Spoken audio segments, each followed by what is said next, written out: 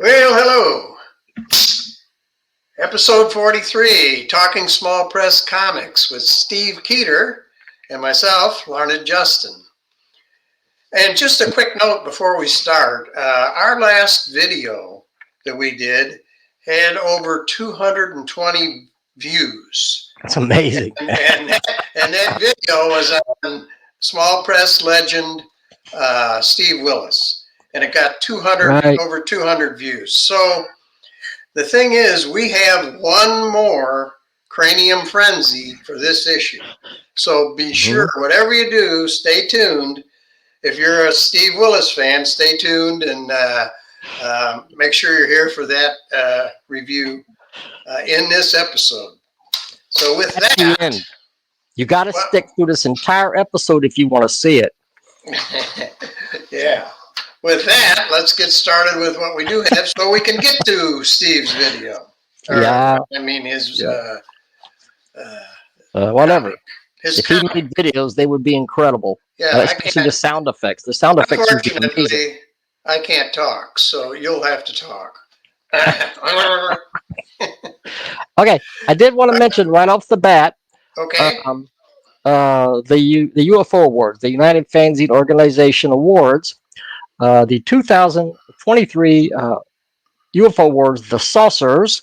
With a cover here by in Tetragrammaton Fragments, number 270. The UFO Newsletter has a cover by Tom Felrath, where he pretty much all the members of the UFO are in here one way or another. There I am in the middle, right there. Oh, I see it. Yeah.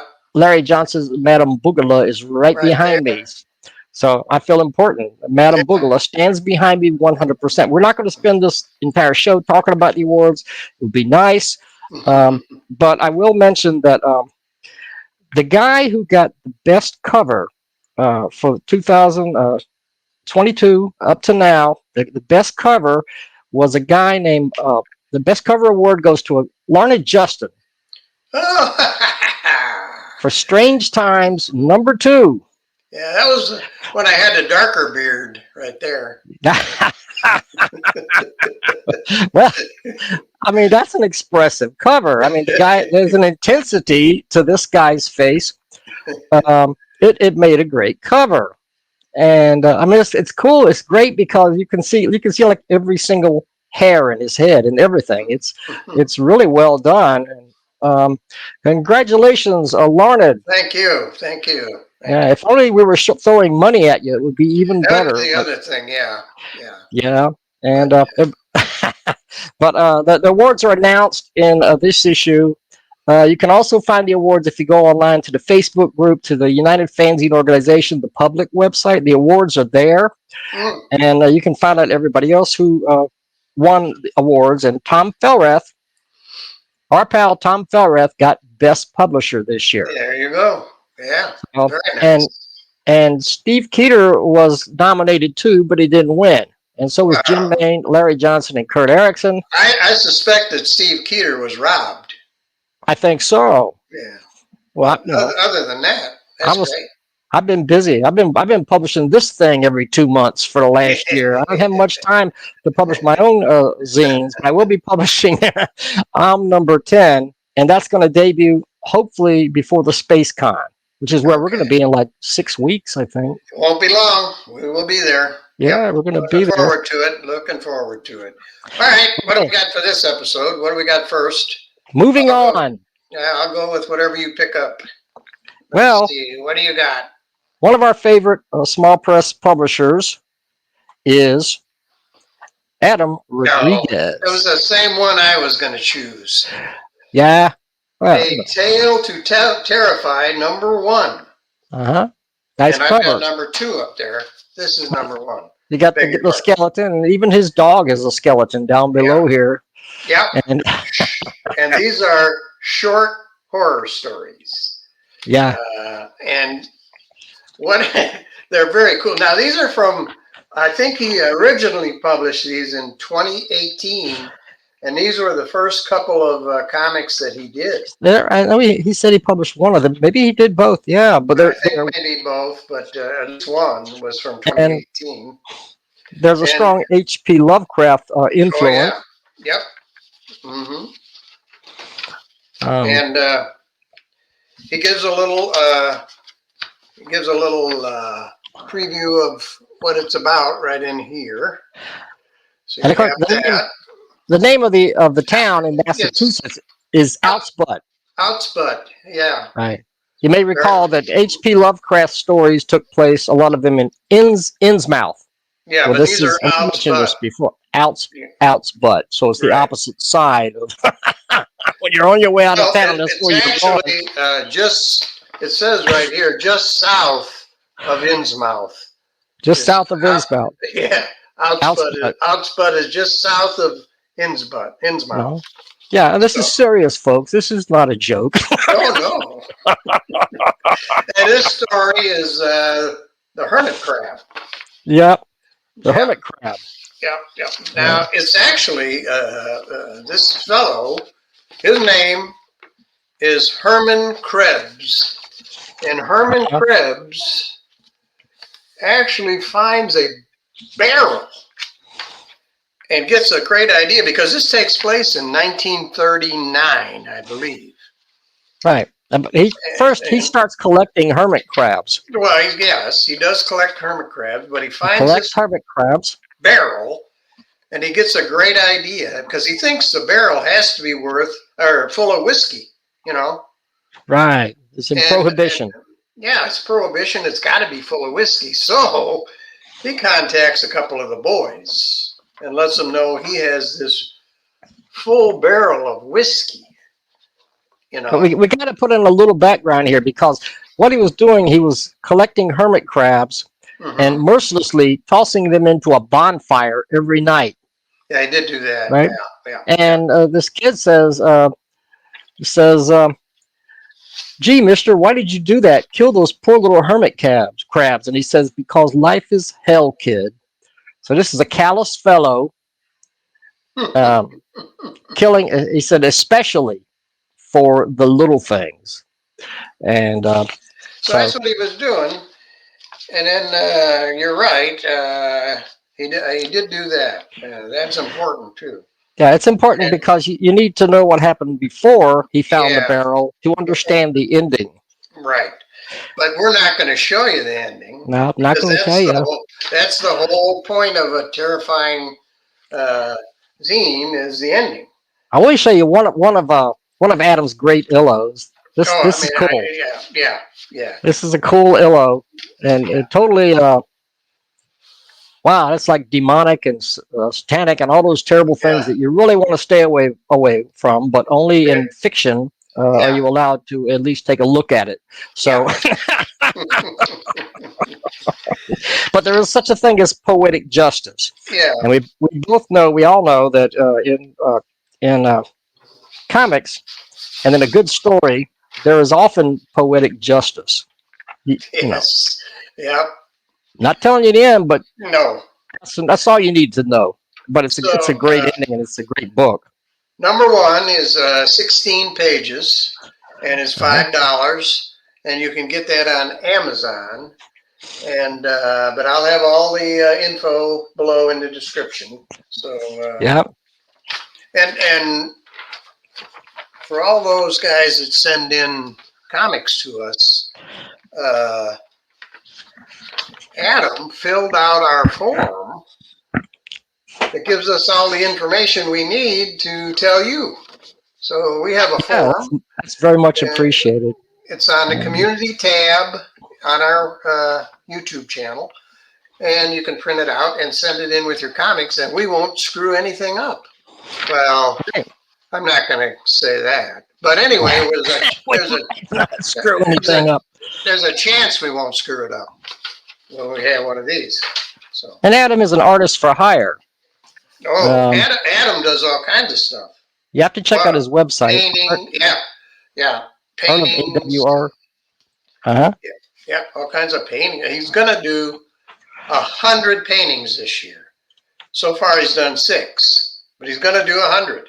That's amazing. Yeah. That's amazing. And here is Tale to Terrify, number 2. Right here. And this one I think is 20 pages long, according to Adam. And once again, he's talking about I think there's a little poetic justice in this one, but I'm not going to get into the details. no, you can't do it, but this is Outspud again. And this one is called The Old Diving Pump. Look at this killer illo in the middle. Mm-hmm. Isn't that cool? That's super cool. This guy loves going down in a diving suit and walking around at the bottom of the ocean. And his wife is the pump for him, so he can breathe. Oxygen going in, yeah. So that's her job. And there he is. There he is. Yeah, that's him. And his dog Rags is his best friend. Yeah. Certainly, apparently, a better friend than his wife turns out to be. And we don't want to get into too much of that, but yeah. But something really spooky happens, and it's 10 years from that very day. I will show you that the dog has passed away by this time. Yeah. There's the wife. She's at the grave of the dog with the shovel. She's buried the dog. The 10 years later, and something really creepy occurs. So, you've got to read it to find out. Yeah. There's a thing from the editor in the back, right here. You can read that. And here's an illo by Tatiana Jitkov, Circus of the Damned Hideout Theater. And I believe that is Adam right there in the middle. In a theater role. He's an actor as well. Adam is also an actor, and there's one of his parts. Yep. Looks like he's wrestling a bear there. I think it's an invisible bear, from what I can make out. Those are the best kind to wrestle. You know, you're going to wrestle a bear. Yeah, you don't want to see what you're wrestling. You know, because it might scare the heck out of you. Yeah, the invisible one is much better. Now, what is he doing here? He's reading more. He's advertising some of his comics, Pinocchio and Mr. Hyde, and we're big fans of that one too. We've been following that, and this one's called The Blue Hole. I don't know. There's not any more information about that. Have you seen that one, Larned? No, I have not. I don't know what that is. It's something coming up. It's a novella. It's a book. Novella. So it's a short book, I would assume from that. Novella or novella? Novella, I guess. That would mean to me a short book. This story also took place in Innsmouth, and at the beginning of both these issues, he has a little quote from Lovecraft. I'll just read you just a couple of sentences.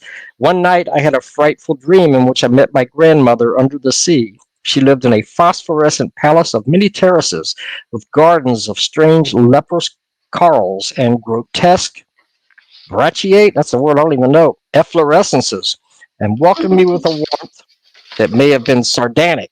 I had to look up sardonic. I'm ashamed I didn't know what sardonic meant, but it's kind of like you're doing it with a sneer, you know.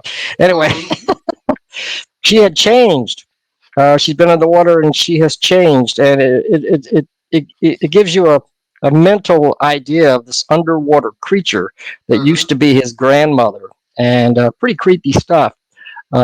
Lovecraft even inspired me. I read H.P. Lovecraft when I was in my teens and early 20s.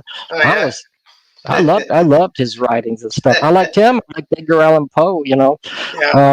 Edgar Allan Poe told scary stories, but Lovecraft took it even further. He introduced monsters under the sea and creatures from outer space and all kinds of wild stuff. And he was a heck of a writer, and his influence continues 100 years later to this day. With Adam especially. Even with Adam. There's the back of Adam's comic, all kinds of ads. I like this one, is hallucinogenic licking toad for $5. $5 for hallucinogenic licking toad. Yeah, for $5. You can't go wrong. You could try to capture one, but this is a lot easier. You just buy it from Adam. And keeping with the tone of this story, there's a haunted deep sea diving helmet. That's right. So, That's I mean, if you want to, $666, but if you want to experience a story similar to the tragic figure in this particular comic, you might want to order this for $666. Well, it's a little expensive, but it is haunted. Yeah, it's haunted.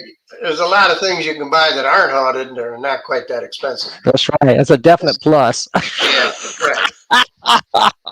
What else have we got over here? All right, what's next? That's Adam Rodriguez, by the way. Oh, yeah.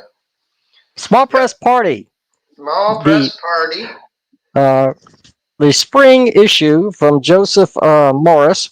Joe Morris, who's going to be in space, and we're going to get to meet him at space. Always wanted to meet him. With a front cover by the great John Muller. We enjoy his artwork. He's done some of the covers for the UFO newsletter, but everything he does is really stand out. And that's a nice cover, and has the Dolphin Brothers in it, which is Joseph Morris's characters, a couple of his characters. He has lots of characters. And there's several stories. Yeah, the first story is drawn by Clint Basinger. Look at the artwork on this. Look at that artwork. Pretty neat, huh? Yep. Wow. Yeah. A future problem.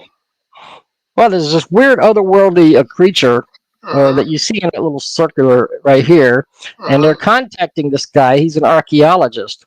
But this has to do with manipulation of time and stuff. So he doesn't want to talk to the archaeologist as he is today on the back of what is that, a camel? It's a bandaged up camel. It's a mummified candle. A camel. But he wants to, he can see the future. So he wants the future version of this guy. Where is it? Wherever my finger is. There he is, the future version. So he brings him back to help him out, and there's a bunch of crazy stuff in here. You got to really follow it. There's a combination. There's a mummy astronaut, the mummy knot. Yeah. Rise, mummy knot. He enters the picture. Yeah, there's all kind of, but the artwork is very unusual and really cool. Look at that. That's the standout page right there. Yeah, right. Yeah. Yeah. So Sobek is the kind of a god, kind of a freakish alligator looking god. And there he is. Right there, yeah. And he's trying to kill the Nile for one thing. He's doing all kinds of stuff, and it's not good stuff. So, but the mummy knot. Let me see. There's something else cool that happens. There's a little frog guy. You see the little frog guy? Okay. There's this little frog guy, but remember, this guy can go into the future and see anyone's potential. And there's this little frog guy right here. See the frog? That's not the licking toad, is it? No, this is a different frog. And he goes to the future, and he finds the mutated version of the frog. His name is HAPI, Happy or Hoppy. And he brings back the mutated version, which looks like this. As you can see, he's a much more sophisticated fellow and much more powerful. So there's a lot of cosmic craziness and action going on. Really crazy. Really unlike crazy, any story any other story you'll read this month. Right, that's for sure. I had to read it like 3 or 4 times to catch all the details in it because there was so much going on. That is why you have to buy this. You have to buy it because we cannot do it justice here. Yeah. Just give you an idea of what's in here. Now, also, the great Terry Flippo has a story in here. Absolutely. The great Terry Flippo. I would agree with that assessment. Yep. One of the best artists in small press, Terry Flippo. Final delivery. And, of course, Terry works for the post office or worked for the post office. I don't know if he's retired or not. Does he? I didn't know that. He did, yes. He worked for the post office. And a lot of his stories have to do with things like delivering mail and things like that. So this is slice of life stuff. This story might be true. Yeah, well, possible. I don't think some of the characters are necessarily true to life. He has a robot dog. Little robot dog. He's just trying to deliver the mail, but it's scary because there's all kinds of obstacles out there, monsters and things. Mm-hmm. In the end, there's kind of a poignant ending to this. So it's a short story, but kind of a sweet, almost sad ending. But very beautifully done, as all of Terry's artwork always is. It's beautifully illustrated. He has a nice, clean style with a. I don't know. It's just he's one of my favorite small press artists for sure. For sure. Yep. I got to meet him at Space one year, and I checked the roster of who's going to be at Space this year. I did not see his name on it. So. Oh, that's a bummer. Yeah. He's done Axel and Alex. Yes. Which is another fantastic series of comics. Big robot and a boy. Yeah. Yep. And he's a number of issues of those. Yeah. Yeah. Those are terrific. I have a number of those here. And some really nice work. Really nice work. And then we have Joseph Morris himself right here with this story. Story written by Jason DeGroot. And illustrated by Joseph Morris. And this is a wild, crazy story. Yes. Yes, it is. Yes, it is. The name of a Tommy James and the Shondells song, Crystal Blue Persuasion. You remember that. Maybe everybody out there doesn't remember, but I remember it. And this is Crystal K. This becomes Crystal Chaos. Yep. Yeah. Yeah, because they're having a party, and there's someone, there's a little crab with a sparkly rear end, and appropriately named Sparkle Butt. Sparkle Butt is wherever my finger is here. Yeah. Right there, Sparkle Butt. Yeah, you can see him here. And they've been collecting crystals. Okay. Well, what happens was these are the magic unity crystals. Apparently, these crystals hold the universe together, and so she delivers the blue unity crystal. But somebody, it's a party after all. So one of the dolphin guys throws a frisbee. Yep.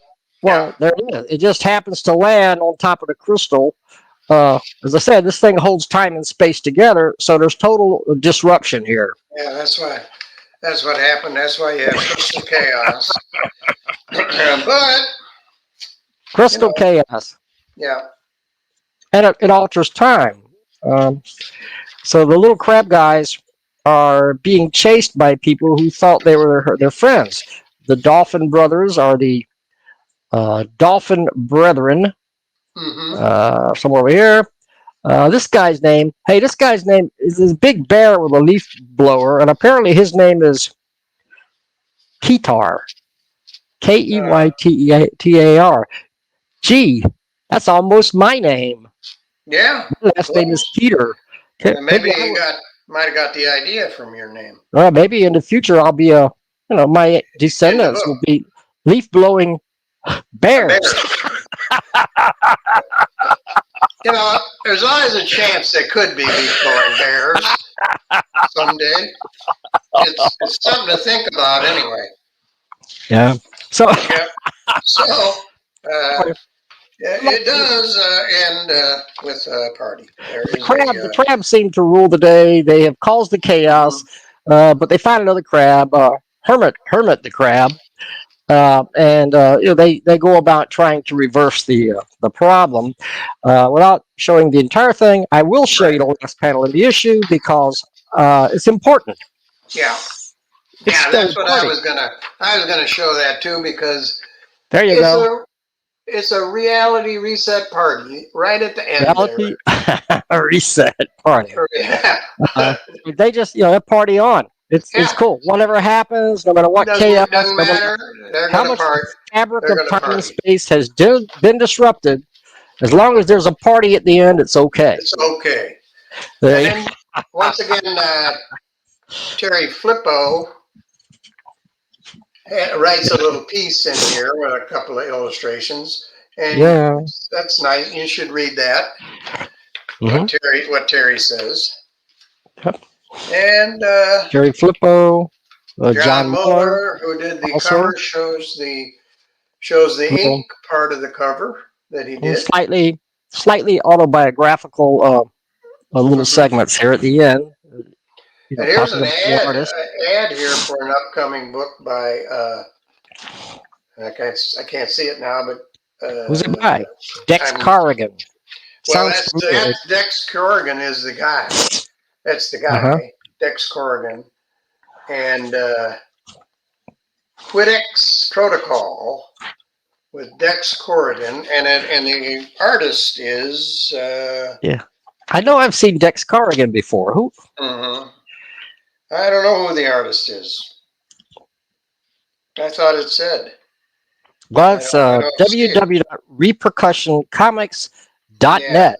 Yeah. I mean, I could type it in, except that right now my computer's occupied recording this. Right. So I have to look into that and see what it is. Looks great. And another work ad for Terry Flippo book right here. Right there. And that is platypus. Yeah, the masked platypus. These things are hard to say, but that's what it is. Boy. Okay. Wow. And that's the back cover right there. And the back cover is interesting. They got might be Clint Basinger, I don't know, but it's future Clint right here. Yeah. Which is one of the characters in Clint Basinger's story. That might be Clint himself. Yeah. Cleverly disguised. Yeah. Or if he actually looks like that. It says future Clint right there. Future Clint. There's the mummy knot. And, a lot of great stuff that goes on in here. Cosmic Mustache Comics. Yep. So.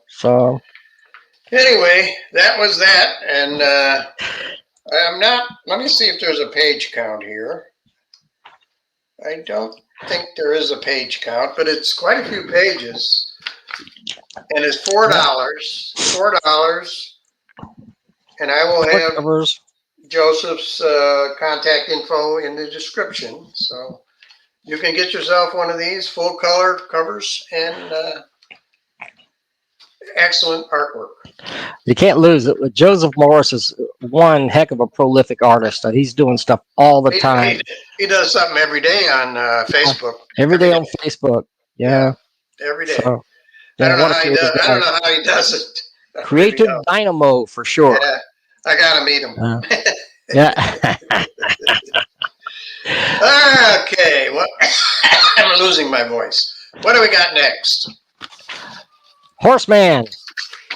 Oh, Horseman. This is very, very, very, very unusual. Mm-hmm. Larry has been doing Horseman for quite some time. Several years. Yeah, several years. I don't know how many issues, but there is no word balloons in Horseman. And this is interesting. This is interesting because Larry's a great writer. Some of his comics, I'm gonna peek ahead real quick and show you something from the Hand graphic novel. Some of his comics have a lot of dialogue and stuff, and but it's a great story. But Horseman has zero dialogue. No, you have to kind of. The fun of this can be to kind of make up your own story. You may not know exactly what Larry was thinking of, but you can certainly make up a story by looking through this. And each page is beautifully illustrated. I mean, absolutely. Yeah. They're beautiful illustrations. In full color. The entire issue is in full color. Yeah. Larry mentions the origins of Horseman. Horseman evolves from a series of fantasy illustrations I started working on in the spring of 2016. Originally, I pictured wolfmen on horseback riding through forest scenes carrying torches. They were observed by a dark antlered figure in the woods. But over time, and I remember those original illos. I remember that because they were very intriguing. And over time, the antlers disappeared, and you can see the figure in the shadows, and it was the horseman. Yeah. And yeah, but now, I'm not sure why the horseman is wearing a wolf cape in part of this. I'm not quite sure, but I do know that a character appears that I would call Little Red Riding Horse.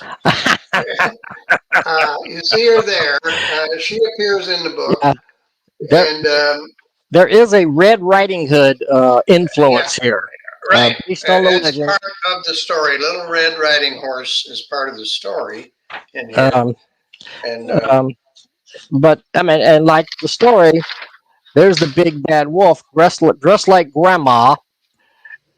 And you know, I've been called the rear part of a horse before, but I've never been called the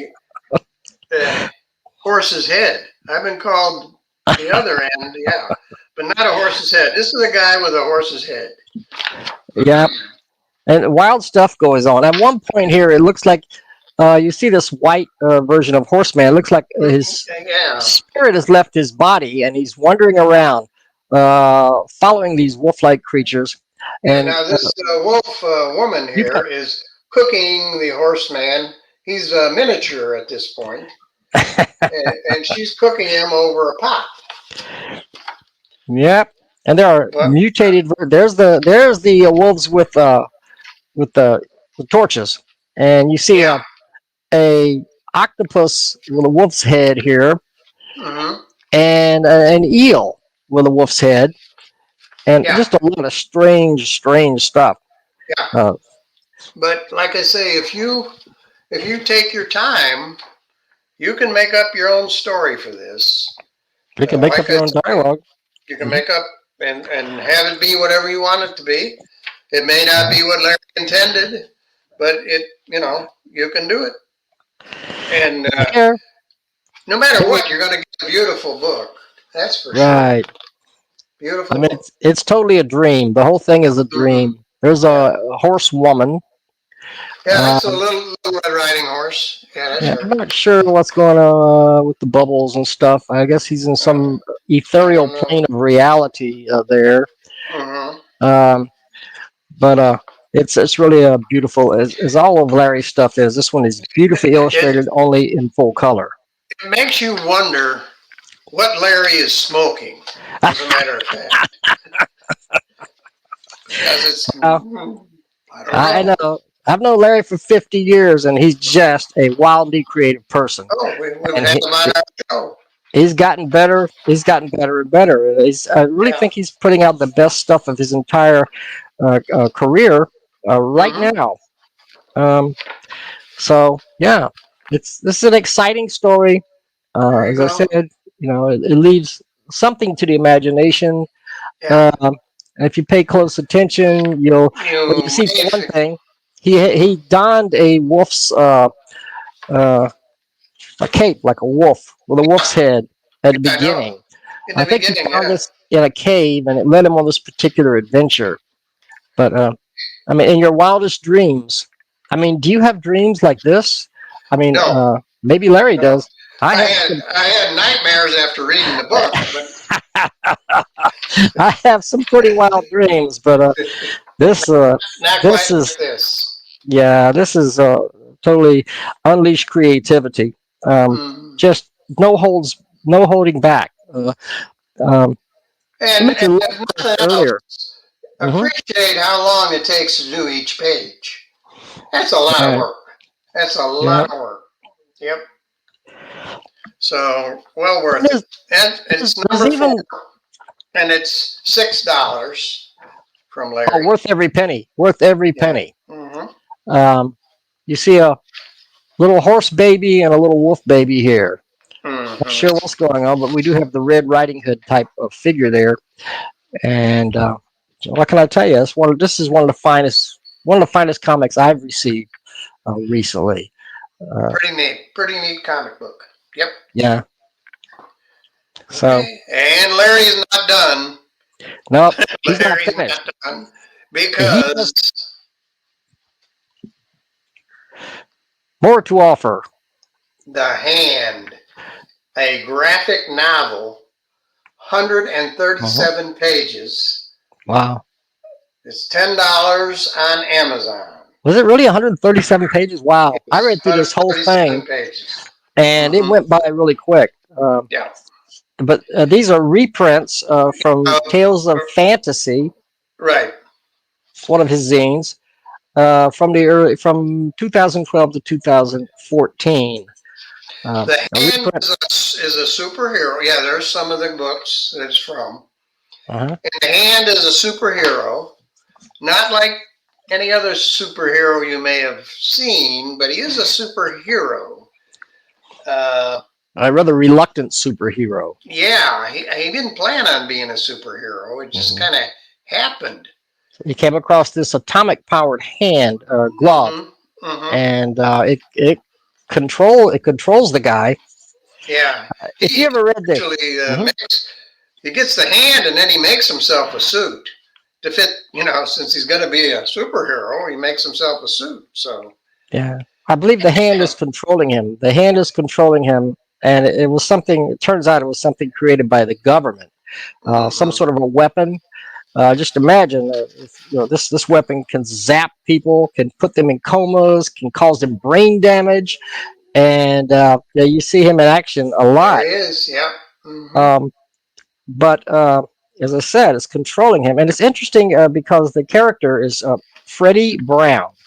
That's Freddie Brown, and one thing you'll see other characters from Larry Johnson's books. This is Freddie.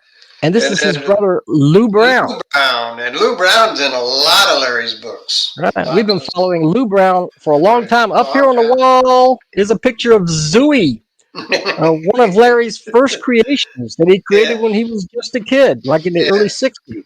And somehow he pops up in a picture or two on the wall. Yep. That's not all. I noticed that Larry himself is in some of the pictures. Look. In the restaurant, I mean, if you look carefully, does this not look like Larry? That's Larry. That's Larry. Below the drawing. You know who else used to do that? Tim Corrigan. Oh, Tim yeah. Corrigan would put himself in there, and also Larry Blake.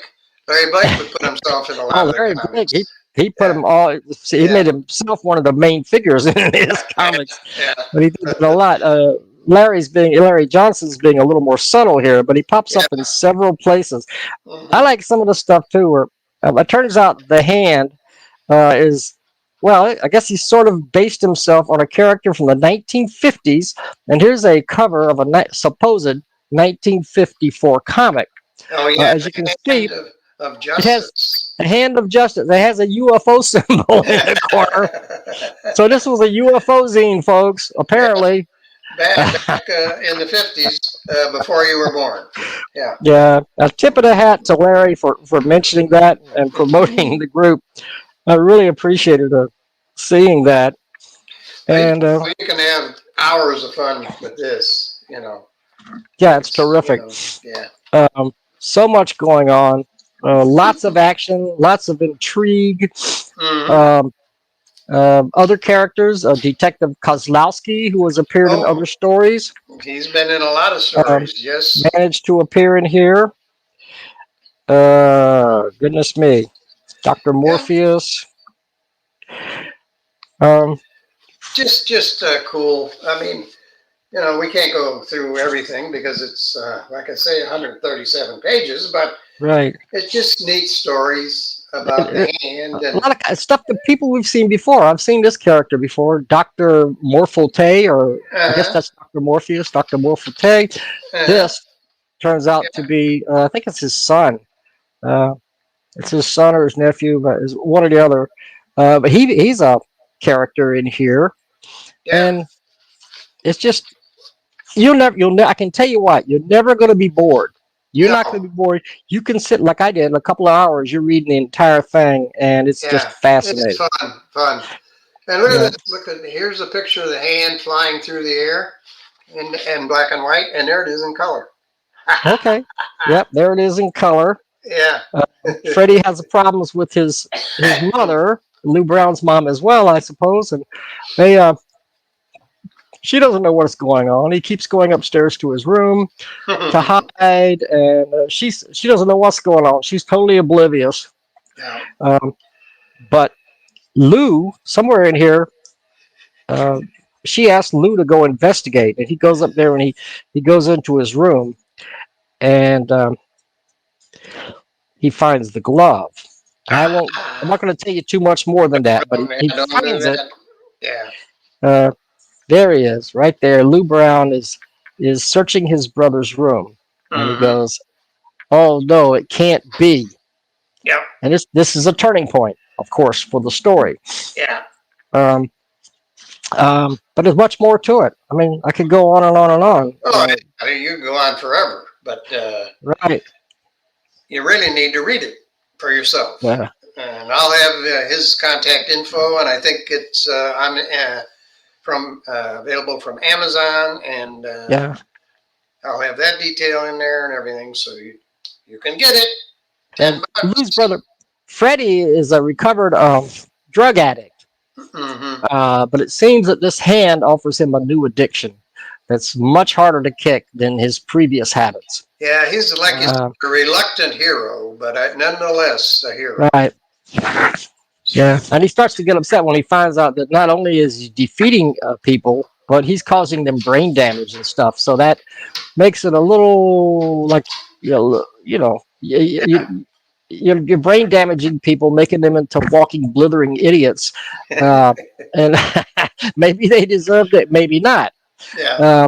But that's not what he wants to do. That's like going a little bit too far. And that's when he starts to turn and question this thing that's controlling him. Mm-hmm. So an obsession, a compulsion, an addiction, and this is a great comic. This is a great graphic novel, worth every penny. How much is it? $200? Let me see. It's 200. 200. $10. $10. Can't go wrong. Right? 137 pages, $10. That's a steal. Yeah. That's an absolute steal for a great comic like this. Yeah.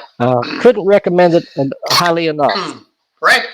I say get it and read it. Absolutely. Mm-hmm. Well, it is that time. Do you have any da-da music or anything?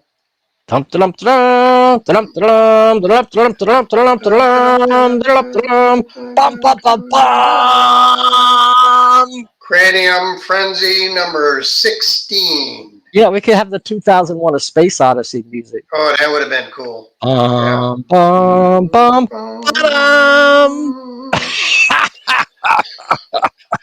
Steve Willis. Yep. And the first one is the Showdown. The Showdown. I gotta read you this. It's too small for you to be able to see it, but there you go. You hold it up and I'll read it. All right. I got to get my reading glasses because I can't see anything without them. Yep. So let me put these on, and I will read you this because it's kind of cool. The rotation of the Earth was such that the sun appeared to be setting into the western horizon. Citizens fled the dusty street and peeked around corners and through grime-covered windows, hoping for the worst, knowing that one day they would be telling their grandchildren about this day. Bum, bum, bum. I was waiting, trigger finger twitching. And south of me, cool as a cucumber, only 50 feet away, sat my nemesis, the penguin beak salad. There you go. You got to read the whole thing, or what? Oh, no, I'm not going to read the whole thing. Enough, right? Oh my gosh, the beginning is enough. Yeah, this is only a 2. That's a heck of a crazy zany start. Yeah. It goes on. Oh boy, good old Steve. Then he's got one about himself.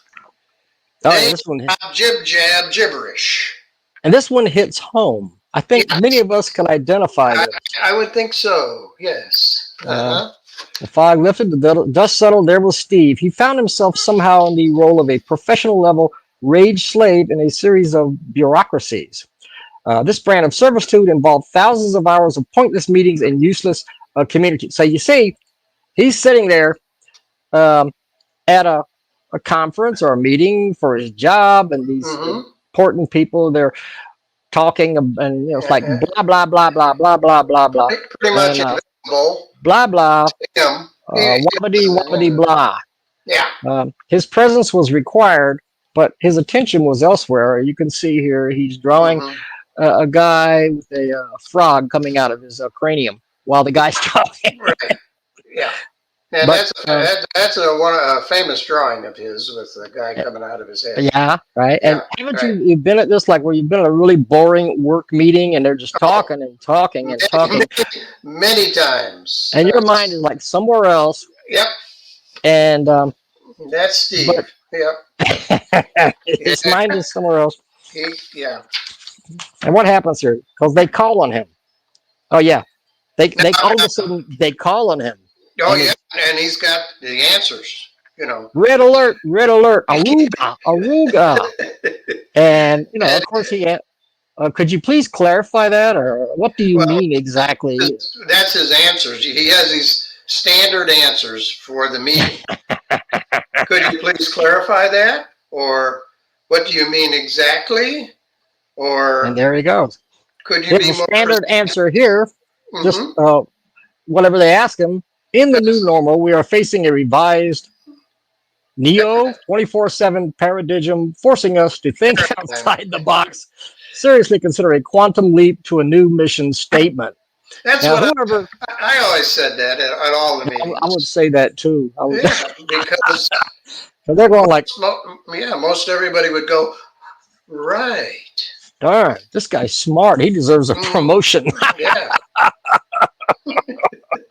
So, yeah, that's Steve's. Yep. And then we go on to the. I got to take a call here. I'm sorry. Uh-oh.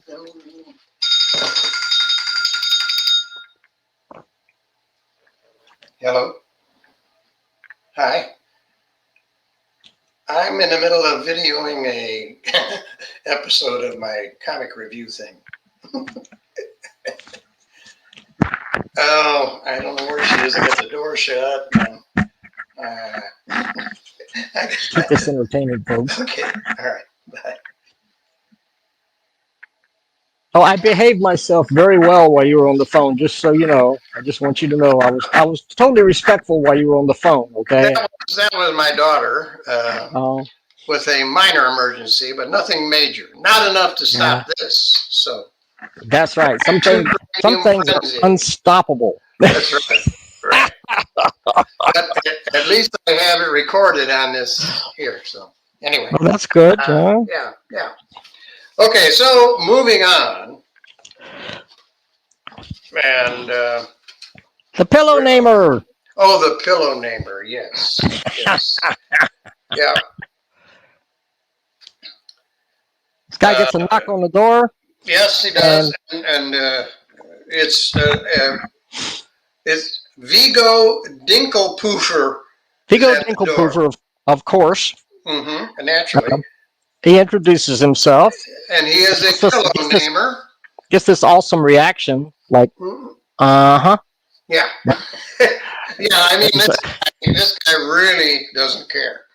Whatever, he really doesn't care what Vito names at all. But whatever. Vito, Yep. Yes, I am the pillow namer. Naming pillows is my trade. So, actually, it's not technically a trade. No one seems to feel I deserve any fee for this service. Really? Yeah. I don't think I'm going to be paying veto any money to name my pillows. I can tell you that. Yeah, you see the guy's reaction here. Yeah. Well, yeah. Yeah. This one is Ralph, and here's the beautiful pillow of Arabia. And the sound effect is apply moniker. Don't forget Steve Willis's awesome sound effects. And the guy's putting a little sticker on the pillow. And the sound effect is apply moniker. So. Well, now he's got a pillow that's evil and needs to be exorcised. Adjure and rend. Yes. There we go. Okay, I already gave away the ending because I accidentally flashed this, but this is, where the guy belongs. Absolutely. They finally take that guy away. Yeah, he thinks he's a genius, but... Yeah. Oh, brother.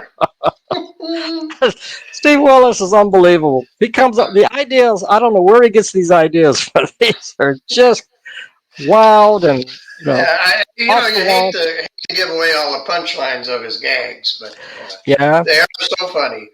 This Rapid Attention is about a boy that actually saved a present without opening it his entire life. Mm-hmm. But this story's funny, but it's also actually kind of poignant. It's kind of moving. Yeah. Because this guy, he saves all the presents he's been given ever since he was a little child. Mm-hmm. He saves all his presents, mm-hmm. and eventually has a warehouse designed just for those. And gee, I don't want to give away the ending because it's, like I say, it's very poignant. But eventually, he does decide to open one present, and it's worth the entire book just for that sequence. I'm not sure I even know how to pronounce this story name here. I'm a Penka. Well, it's some sort of a Russian name. I know that. I'm a Penka. Okay. Yeah, I'll tell you what I did. Okay. I went online just before the show. I went on there and I put that in. Oh. And I'm still not sure what it is, but it has something to do with maybe Russian journalism or something back in the 70s. But the definition I found online was kind of vague. So, but whatever it is, doesn't matter. Well, Steve makes it work. If it's vague, that's why Steve used it. He has his own definition. So, so that's a story in here, of course, really a wild one. I cannot give this away, so I will not do that. But I like the back. He always has something on the back. I think it started maybe an issue 2 ago called the Buttercube Brothers. And we reviewed a story by them in our last video. The Buttercube Brothers. But what's interesting about this is that we have a fan. The Buttercube Brothers have a fan. Billy McKay of N. Olmsted, Ohio writes, "I love the Buttercube Brothers." And they, he wanted them to do a story, so they do. Right. They do a story. Unfortunately, well, I mean, here it is. They always melt at the end. I mean, it always happens, but yes, quite hilarious. Thanks a lot, Billy. Thank you so very much. And they have melted on the frying pan in the end. Yeah, I don't know how. My guess is they'll still come back for the next story.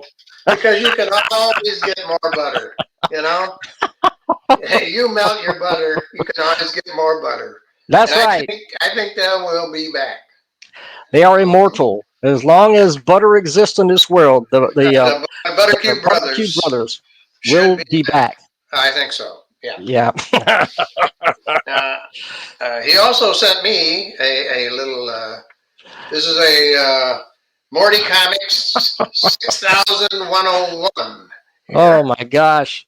Yeah, he sent me that, and this says, "Oh dear, it always turns out this way." I don't know. He's talking to his hand. That's all. Yeah, talking to his hand. His hand has a little face on it and little arms. Yeah. And then inside you have just an illustration, and then you have this over here. You keep interrupting when I'm trying to hear you.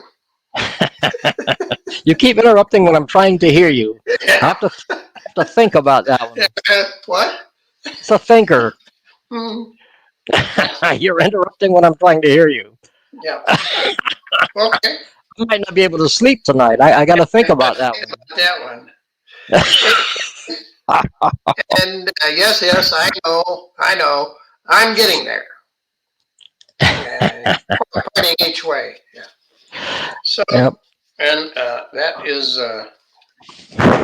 Willis 4323. So if you order this, or you can't order it. You can trade for this. You can send stamps for this, or anything like that, but you cannot pay for it with a cover price. He doesn't have cover prices, but he likes trades. So if you want to trade for it, but he may send you this plus this other one. You never know. The price you never know what you're going to get. What price is it worth? To be able to laugh and just be happy and read one of the funniest comics around. Yeah, I mean, and if you send him, you trade him a comic, he will put you on his mailing list, and you will get these. So don't forget. What a great guy. Yep. He's very funny. That's all we got for today, I think. I think we are. There's more coming. Yes, I can tell you that. Yeah, we have a couple more. Steve's got a couple that I haven't received yet, so I'll be getting my copies. And I'll do it back here. Okay. Sneak preview just to cover. Okay. I'm assuming Lorna's going to get this. If not, I'll by golly order it, but I want him to see it. It's Bad Magazine #7 from Dan Burke. Yep. We'll talk about it, hopefully next time. Okay. So, looks great, right. I'll tell you that. Yep. All right, I think we are done, so we will see you next time. Adios.